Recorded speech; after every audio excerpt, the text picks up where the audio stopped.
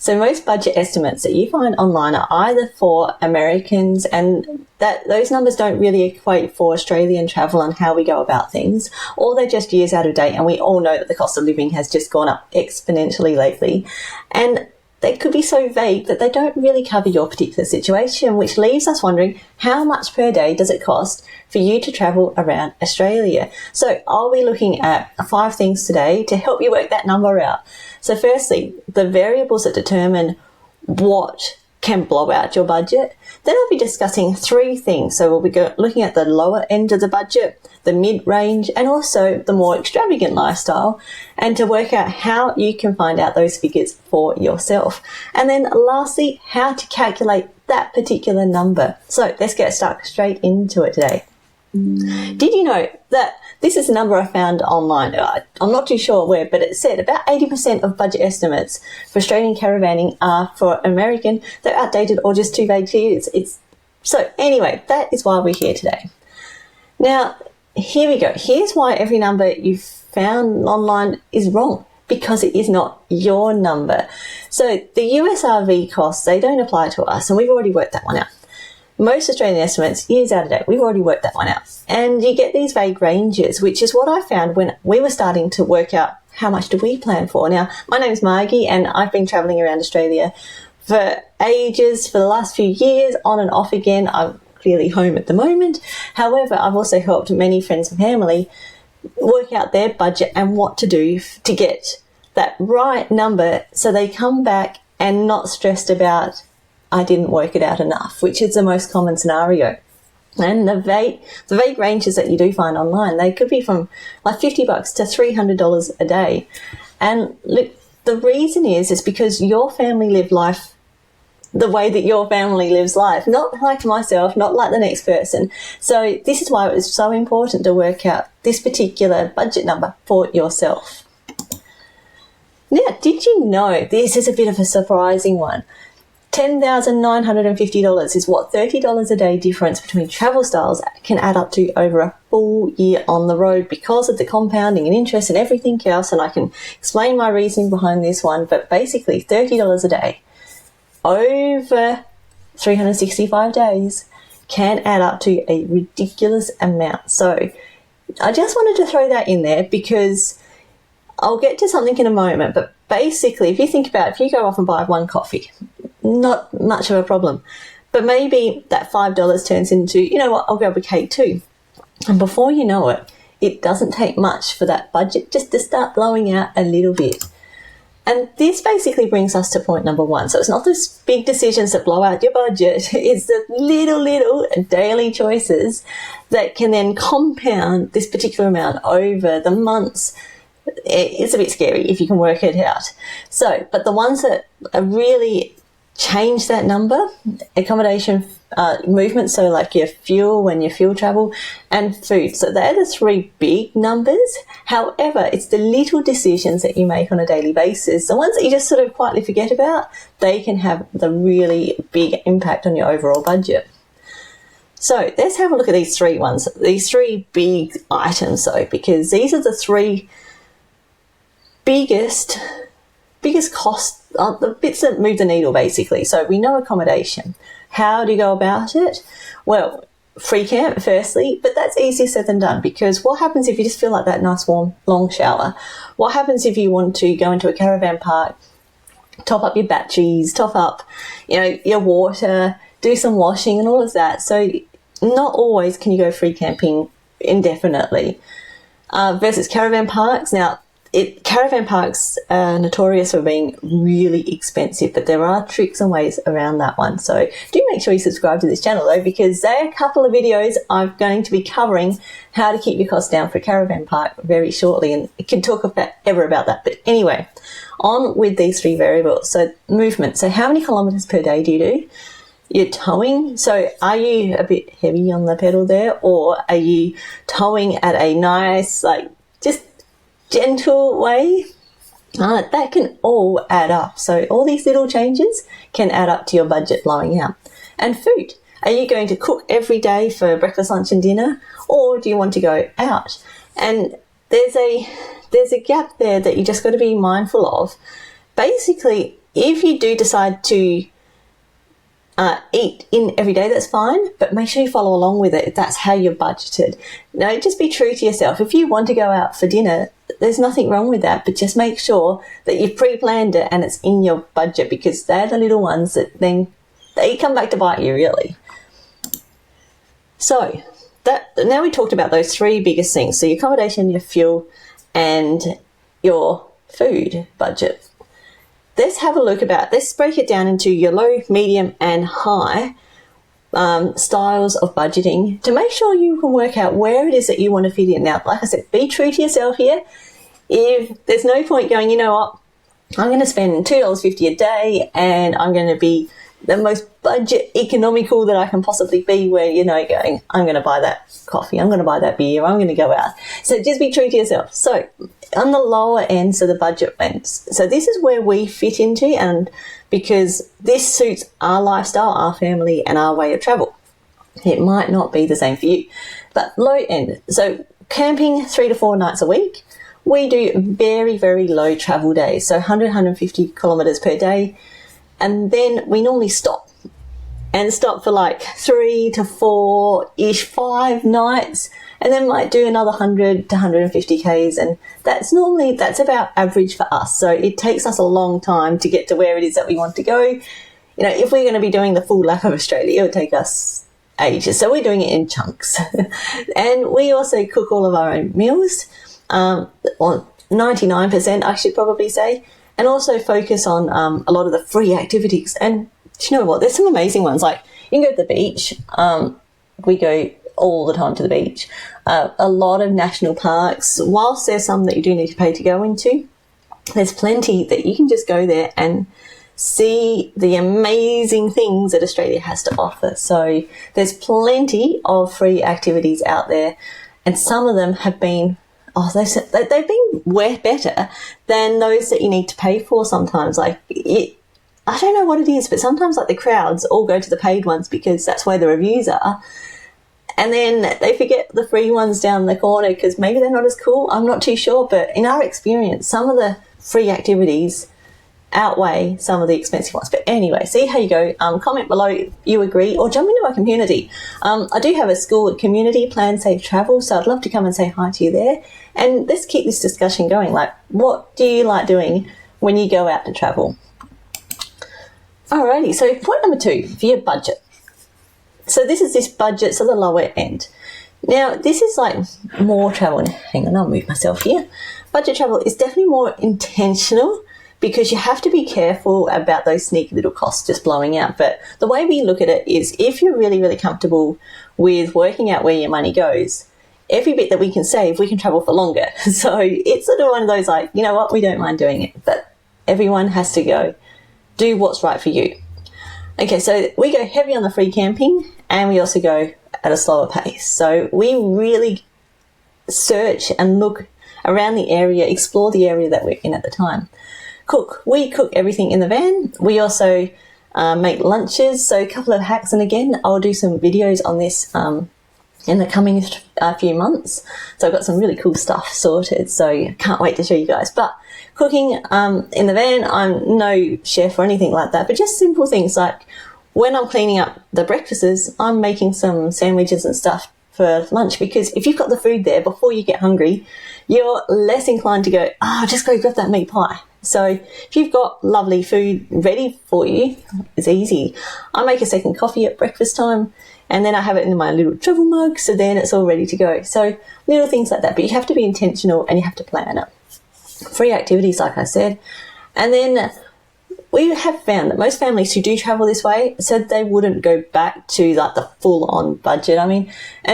But we live our life, like when we're here in our house, we live our life very similar too. So it's not out of the ordinary for us to go seeking out like the free activities and cooking and taking our own lunches with us. We often go down and have picnics in the park. So just something to think about. Alrighty, so now we go into like the mid-budget range, which is a little bit of the free but a little bit more of the fancy. So basically here it's So yeah, mix of the free and the paid sites, some meals out, and then the occasional paid activities. And we found that the majority of people who do travel do fit into this particular realm, and probably for a really good reason, which I'll get into. Now, most families plan to travel on the budget and end up in this sort of mid-range. So just keep that in mind, and like I said, be true to yourself. So the gap between these two numbers is why the savings target starts to fall short. And I'll give you a few tips in a second on how to help that out. And so do know which one you'll actually choose and have a good chat. There's two adults who will be travelling. Sit down and have that conversation first so you're both on the same page. That will save any of the whole, no, we can't get a coffee today. And then, yeah, if you pre-plan it all, just communication, open communication. It's like anything. So here we go. Hang on a second. I apologise. I'll go back to point number 3 again. So this is really a mixture of those free campsites. So, for example, you might want to do 2 or 3 free campsites and then go stay in a caravan park. Or you might want to do, say, a week in a caravan park, but maybe choose one that's not really like the big 4 or, you know, your Discovery Park, something like that. But it might be a bit more of one of those family-run ones, like a little bit of the outskirts of town. So, but you can be clever with your caravan park selection also. And even, you know, your hip camps, those sorts of places. You're conscious that the value can go up, but you're not at the range of going, you know what, let's just go all out, it's a holiday. And that's definitely more at the high end that you can budget for. So the mid-range is a couple of caravan park sites, a couple of free nights. You might want to push the travel a little bit further, so you might be wanting to do greater distances or travel quicker. So, you know, 2 nights per free campsite perhaps, something like that. You also might want to budget out for a couple of meals per week. So, you know, a couple of breakfasts or, you know, grab your meat pie along the way, something like that. So that's sort of where the mid-range comes into. And most people, like I've said, sort of fit into this category. And then, of course, the higher end. So this brings us to the comfort or the extravagant or the fancy, whatever you want to call it. This is also where people sort of intentionally fit themselves into this particular category, where you'll find that most families travel per caravan parks, probably eat more meals out, more paid experiences. And this is a category that usually goes underestimated by around about 30 to 40% is what we found in our experience. So if you're going to be wanting to eat out lots, doing all the amazing experiences that are paid, just be mindful of the fact that put yourself into this category before you start traveling and be true to yourself. So be aware that going, you know what, I don't want to go free camping. I would like all the luxuries. So that's fine, but budget for it. If you want to be more meals out, that's cool, but budget for it. And you might find that you go, okay, well, how about I travel for 3 months and not 6 months, but go all out. So something to think about. Just you have to sit down and work out what it is that you want to get out of this holiday. Are you going to rough it and go on the budget end? Are you going to go all out and go, it's a holiday, you know what, I'm going to have that second cake. I'm going to have that lovely, amazing experience that's quite expensive. There's no right or wrong answer, but be aware of where you sit before you start travelling. Yeah, I've got to move myself again. So comfort travelling, as I said, is completely valid. Just make sure you've worked it out first. And I think I've covered everything here. The annual cost difference between comfort and budget styles is large enough to fund months of extra travel. But it doesn't matter if you don't want to go for months and instead you want to go all out. The same budget can fit into the same, if you know what I mean. Like you can either travel for a long period of time and stretch your budget out, or you can travel for a short period of time for the same budget but do all the experiences. So what do you want to get out of your holiday? And be really clear on that before you start traveling, and you'll find it'll go a lot smoother. Alrighty, so how do we calculate this number? That's all well and good. You might go, well, I'm going to be in the budget or the mid or the higher end. How do you work it out? So there's a lot of variables on this one, and you've got to save up before you go, unless you're planning on working on the road. And in that case, you still need to know how much per day you're going to roughly spend. So here's a couple of things that you need to consider. So you can either grab a pen and paper and write them down, but the first one's fixed here. So you've got your things like your loan repayments, insurance, regos, phone, internet. That's a really expensive one. But those that keep recurring, and just because you're traveling, if depending on what you do with your house, you're still going to be having costs associated with just stuff back at home. So be aware of that, and this is the one we find a lot of people forget about, because all of a sudden you're traveling, it's great, but oops, I still need to pay for my insurance and maybe health insurance or whatever it is that you want that rolls over. Now, your running costs, they're the ones that continuously come up because you're traveling. So your accommodation, your fuel, food. Now, food, I always argue, could go into either one of these, because regardless, if you're at home, you're going to be eating. If you're out and about, you're going to be eating. So food, the price does go up a little bit, because if you're in the middle of nowhere, it will be more expensive. It's just how it goes. Also, if you want to eat out a lot more, it can be a lot more expensive. And activities. If you want to do the swim with the whale sharks at Ningaloo, awesome, but do budget for that one. That one's expensive. Worth it, but expensive. Now, always have a buffer. It doesn't matter what style of travel that you would like to put yourself into, have a buffer for just in case. So I like working on about 10% or so on top, or have a chat with another adult if there's two of you going. Otherwise, sit down, have a bit of a think of yourself. What is that non-negotiable, like, what is that amount that you're happy to have going, if it all goes pear-shaped, if it all goes bad, I know that I can bail myself out here. I can either get home or fix up a maintenance issue or whatever the case may be. And that's something that you're going to have to be, how do I explain, how you're going to be okay with. So about 10% or so, or as long as you've got access to funds. So if you've got some sitting in an offset or something, then you're happy to quickly draw on, do have yourself a bit of a just-in-case fund. Now, the total here, your daily number times by, obviously, 365, unless leap year, but anyway, add your setup costs. So if you've gone out to finance a wonderful van, add that in. So just be aware that there might be additional costs involved here. Anyway, then you come up with this target number. So this is a number that you have to then budget for. If you're not going for 365 days, obviously, however many going, 2 months, 1 month, a week, work out how much you need per day, and then times it by the amount of days that you're going.